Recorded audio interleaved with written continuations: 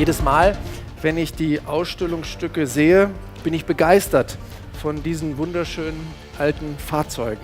Und nicht zuletzt ist es unsere Verantwortung, dass die Geschichte des Automobils und damit die Ära einer selbstbestimmten individuellen Mobilität noch möglichst lange währt.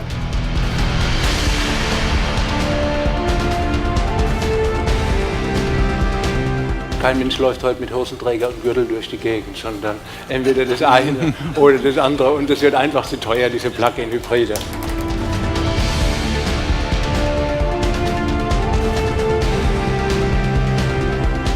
Faktisch arbeiten unsere Kollegen an der letzten rein verbrennerischen Plattform.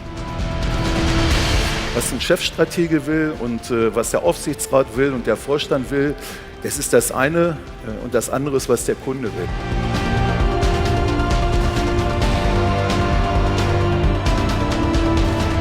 Das ist, glaube ich, der Knackpunkt bei der hochautomatisierten, autonomen Fahrdiskussion. Das ist ein Vertrauensthema.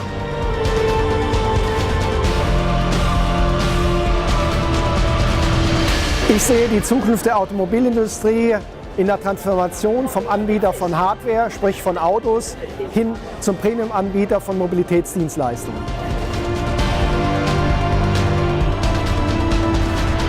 Aus meiner Sicht ist die Akzeptanz zu begreifen, dass sich auch gesellschaftlich sehr viel ändert, noch nicht so in den Köpfen angekommen. Und hier, glaube ich, fehlen einigen Unternehmen noch die Strategie, wie gehe ich denn um in so einer Landschaft, wo die Kunden die Fahrzeuge nicht mehr kaufen, wo vielleicht Städte zu großen Kunden werden und wo vor allem auch Mobilitätsplattformen den Endkundenkontakt übernehmen.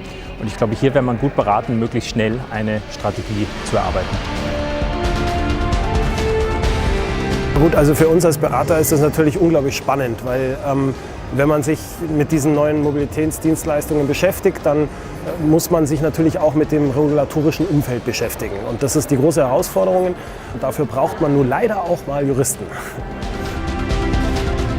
Insofern stehen wir vor spannenden Zeiten, aber auch Chancen für alle etablierten Hersteller, die dieses Puzzle und die Komplexität, die sich daraus ergibt, entsprechend bewältigen müssen und sich neu erfinden müssen. Wenn man sieht, welche rasante Entwicklung sich in der Technologie derzeit abzeichnet, wenn wir über künstliche Intelligenz reden, es gibt tausende von Firmen, tausende von Technologie-Startups. Die Industrie ist völlig überfordert, mit diesem Chaos überhaupt in der Komplexität umzugehen. Und ich glaube, ein Unternehmen alleine kann das nicht schaffen, sondern wir brauchen das Kollektiv.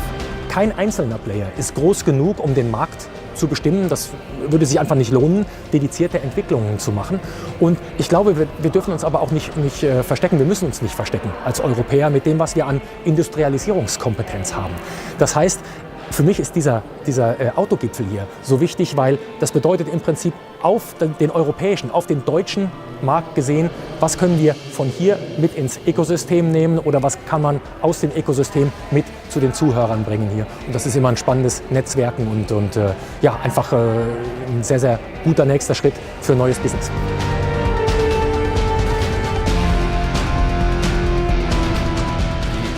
Die Vertreter des wichtigsten deutschen Industriezweiges können sich nicht mehr darauf verlassen, dass Deutschland oder die Europäische Union für sie gute Bedingungen schafft. Sie müssen selbst ins Weiße Haus reisen. Das System ist in Crisis Mode, gar keine Frage. Und wie es da rauskommt, ist noch offen.